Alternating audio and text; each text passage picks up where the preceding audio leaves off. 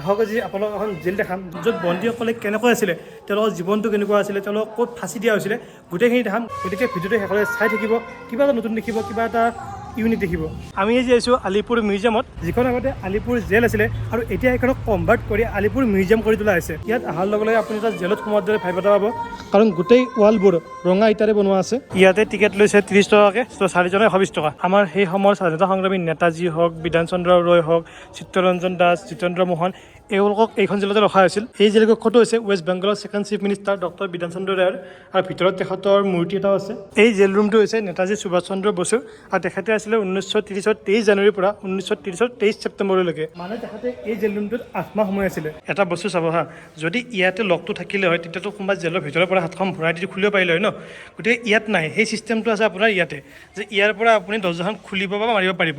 ত' গতিকে এই বস্তুটো কেৱল বাহিৰৰ পৰাই খোলা বা মাৰা চিষ্টেম আছে ইয়াৰ পৰা, কিন্তু ইয়াৰ পৰা মানুহজনে ভিতৰৰ পৰা হাতখন ভৰাই দি কিনে, কাৰণ ইয়াৰ পৰা যদি এনেকৈ লোক নাপাব তেখেতে নিজে যোন থাকে ভিতৰত আৰু। ত' সেনেকুৱা চিষ্টেম আছিলে জেলবিলাকত, দৰ্জাবিলাকত, আৰু এতিয়াও চাগে সেইটো চিষ্টেমেই আছে। গতিকে যদি কোনোবাই গোটেই জীৱনটো জেলত থাকিব লগা হৈছিল, এনেকুৱা সৰু ৰুম এটাতে গোটেই জীৱনটো পাৰ কৰি দিব লগা হৈছিল। এই পলাশ এটা ধুনীয়া কথা কৈছে, কি কৈছে কচোন? বেলেগ মাল আছে, কিন্তু আমাৰ দেখা জেলবোৰ হ'লে আমাৰ মানুহকে থৈ দিছে জেলত। তাৰ কথা, ব্ৰিটিছে আমাৰ দেশতে জেল বনাই আমাৰ মানুহকে থৈ দিছিল বোলে। কি হ'ব, কথাটো হয়ো বাৰু। মানে এইখন নৰ্মেল জেল নাছিলে, এইখন আছিলে ৰাজনৈতিক জেল। মানে অকল পলিটিকেল লিডাৰবিলাকক বা পলিটিকেল পাৰ্চনেলিটিজবিলাকক এই জেলখনত ৰখা হৈছিল। এই জেলখন ব্ৰিটিছে বনাইছিলে, 1906 চনত বনাইছিলে। বাকী এইফালে ফাঁচি দিয়া, মানে ফাঁচি দিলে কেনেকুৱাকৈ দিছিলে, কি কৰিছিলে, গোটেইখিনি এইফালে দেখুওৱা আছে। আৰু এইখনে হৈছে জেলৰ এখন বিচনা, পকাৰ বিচনা। এইখিনি হৈছে গাৰু, এইখিনি হৈছে বিচনাখন। ত' আপুনি মানে ইয়াতে বহি কিনে এনেকৈ শুই দিব লাগিব। ত' অফক'ৰ্ছ আৰামদায়কটো নহয় বাৰু, গোটেইখিনি পকাৰ যিহেতুকে, কিন্তু ছাপৰ্টটো কিছু ৰাখে আৰু। ইয়াতে দীনেশ গুপ্তাক মৃত্যুদণ্ড দিয়া হৈছিলে, এজন ইন্সপেক্টৰ জেনেৰেলক হত্যা কৰাৰ বাবে।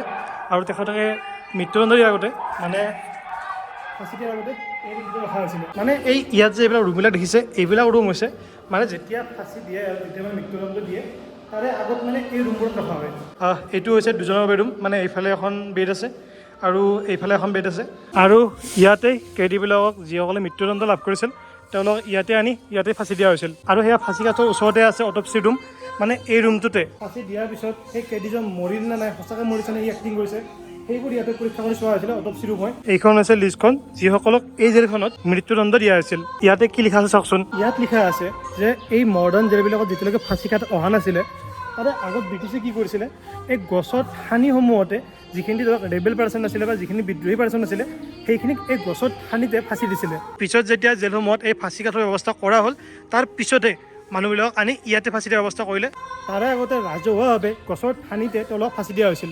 এটা সময়ততো এই গোটেইখন জেলেই আছিলে, পিছত কি কৰিলে, এতিয়া এইখনক আপোনাৰ টুৰিষ্ট স্পট হিচাপে মানে গঢ়ি তুলিছে আৰু গোটেইখিনি বস্তু দেখাই, কি কৰে কি নকৰে। এতিয়া মানে ধৰক কলিকতা আহিলে চাব লগা ঠাইসমূহৰ ভিতৰত এইখনো এখন। গতিকে যেতিয়া কলকাতাত আহে ইয়াতো এবাৰ আহিব, ঠাইখন এবাৰ চাব। এই বিল্ডিংসমূহ চব ব্ৰিটিছে বনাই থৈ যোৱা, এতিয়া চাগে নতুনকৈ কেৱল ৰং চংখিনি কৰিছে। এইফালে হৈছে নেহেৰু চেল, ইয়াত মানে ভাৰতবৰ্ষৰ প্ৰথমজন প্ৰধানমন্ত্ৰী জৱাহৰলাল নেহেৰু ইয়াত ৰখা হৈছিলে। তেখেতক ৰখা হৈছিলে 1934 চনৰ 17 ফেব্ৰুৱাৰীৰ পৰা 1934 চনৰ 7 মে'লৈকে। প্ৰায় 3 মাহ তেখেতক এই জেলখনত ৰখা হৈছিল। জৱাহৰলাল নেহেৰুক ইয়াত ৰখা হৈছিলে আইন অমান্য আন্দোলনত অংশগ্ৰহণ কৰাৰ কাৰণে। ইয়াতে তেখেতৰ যে ইন্দিৰা গান্ধী তেওঁ লগ কৰিব আহিছিলে আৰু ইয়াতে বহিছিলে। ইন্দিৰা গান্ধীৰ মূৰ্তি এটা আছে ইয়াতে। এইটো হৈছে গুদামঘৰ তথা লাইব্ৰেৰী ঘৰ, মানে কেইদিবিলাকৰ কাৰণে। ভিতৰত আহি পূৰা একদম জেলত আদ্ৰ ফিল এটা হৈ আছে ন, মানে পূৰা একদম চবফালে সেই ৰঙা ৰঙা ইটাবিলাক, আৰু মানে গোটেই ভাইবটো মানে এটা জেলৰ ভাইব এটা। কেৱল কেইদিখিনি কেৱল নাই, আৰু যিখিনি মানুহ আছিলে সেইখিনিতো আমাৰ ধৰক দেশৰ স্বাধীনতা সংগ্ৰামীয়ে আছিলে, আৰু তেওঁলোকক কোনটো অৱস্থাত ৰখা হৈছিলে। মানে আজিকালি কেইদিবিলাকতো বহুত ভালকৈ ৰাখে, মানে খানা পিনা দি গোটেই লাইট চাইট গোটেই অল ফেচিলিটি থাকে, কিন্তু সেই সময়ততো ক'ব গ'লে বহুত বেছি অত্যাচাৰ কৰি ৰাখিছিল। এইবাৰ আমি আহিছোঁ পুলিচ মিউজিয়ামত। ইয়াতে এটা অলপ আচৰিত বস্তু দেখিলোঁ, যে এজনে কি কৰিছিলে, কিংছফৰ্ডলৈকে এখন বুক বম দি পঠাইছিলে, মানে কিতাপৰ ভিতৰত বম ভৰাই দি পঠাইছিলে। লগতে ইয়াত বিভিন্ন ধৰণৰ বমৰ চেল আছে, যেনেকৈ এইটো আপোনাৰ কপাৰৰ বম, এইটো আপোনাৰ কাঠৰ বম, এইটো আপোনাৰ ব্ৰাছ মেটেৰিয়েলৰ বম। ত' বিভিন্ন ধৰণৰ মেটেৰিয়েলৰ বমৰ খোলাবিলাকো আছে ইয়াতে।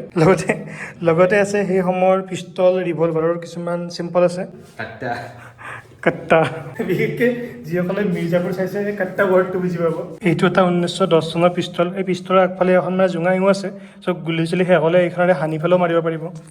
মানে মাল্টিপাৰ্পাজ আৰু দুফালে আৰু দূৰৰ পৰা পাৰিব ওচৰৰ পৰা পাৰিব এইবিলাক হৈছে বন্দুকৰ গুলিৰ কাৰ্টেজসমূহ মানে বন্দুকৰ গুলিটোৰ খোলাবোৰ এইবোৰ এইকেইটা বন্দুকৰ গুলিৰ খোলা নহয় কিন্তু এইকেইটা ডাইৰেক্ট বন্দুকৰ গুলি তাকো মানুহৰ গাৰ পৰা ওলোৱা ইয়াত তলত লিখাই আছে আৰু এইবিলাক মানে একোটা জেল ৰুম আছিলে সেই জেল ৰুম একোটাকে বৰ্তমান মিউজিয়ামলৈকে কনভাৰ্ট কৰি দিছে সেইযোৰ হৈছে এজন কেডি ড্ৰেছযোৰ বস্তাৰ ড্ৰেছ এইটো হৈছে ৱাচ টাৱাৰ মানে ইয়াৰ পৰা পুলিচবিলাকে গোটেই কেডিবিলাকৰ ওপৰত নজৰ ৰাখি আছিল ইয়াত বিভিন্ন চিন কিছুমান মূৰ্তি হিচাপে বনাই থৈ দিয়া হৈছে যেনেকৈ ইয়াত এজন বন্দীয়ে আনজন বন্দীৰ দাড়ি চুলি কাটি দি আছে এয়া চিপাহী এজনে পুৰা গজাল থকা চাবুকেৰে বন্দী এজনক পুৰা কোবাই আছে এইবিলাক হৈছে সাধাৰণ বন্দী কক্ষ য'ত এটা ৰুমতে বহুত কেইজন বন্দী আছিলে সাধাৰণ বন্দীসকলৰ প্ৰায় 15-20 জন এই এটা ৰুমতে থাকিছিলে আৰু সকলোৰে গা ধোৱা চা ধোৱা এইখিনি ঠাইতে হৈছিলে ইয়াতে পানী টেংকিটো আছিলে ইয়াতে চবে গা পা ধুইছিলে এই 15-20 জন মানুহে এৰিয়াটো বাৰু বহুত বেছিয়ে ডাঙৰ আছে আৰু বহুত কিবা কিবি আছে এইফালে মিউজিয়াম আছে এইফালে লাইট আৰু চাউণ্ড শ্ব' আছে আৰু গোটেইখিনি চাব পাৰে অলপ বেছি টাইম লৈ আহিলে এই ভিডিঅ' চাই আপোনালোকৰ জেলত বন্দীজনৰ লাইফটো কেনেকুৱা তেওঁলোকে কেনেকৈ থাকে ক'ত খোৱা লোৱা কৰে গোটেইখিনি বা মৃত্যুদণ্ড কেনেকৈ দিয়া ক'ত দিয়া সেই গোটেইখিনি আইডিয়া এটা পালে গোটেইখিনি বস্তু আপোনালোকক অলপ দেখাব চেষ্টা কৰিলোঁ গতিকে ভিডিঅ'টো চাই যদি ভাল পালে লাইক কৰিব কোনটো বা ফেভৰেট সেইটো বস্তু কমেণ্ট কৰিব আৰু চেনেলটো যদি এতিয়াও ছাবস্ক্ৰাইব কৰা নাই ছাবস্ক্ৰাইব কৰিব নাপাহৰিব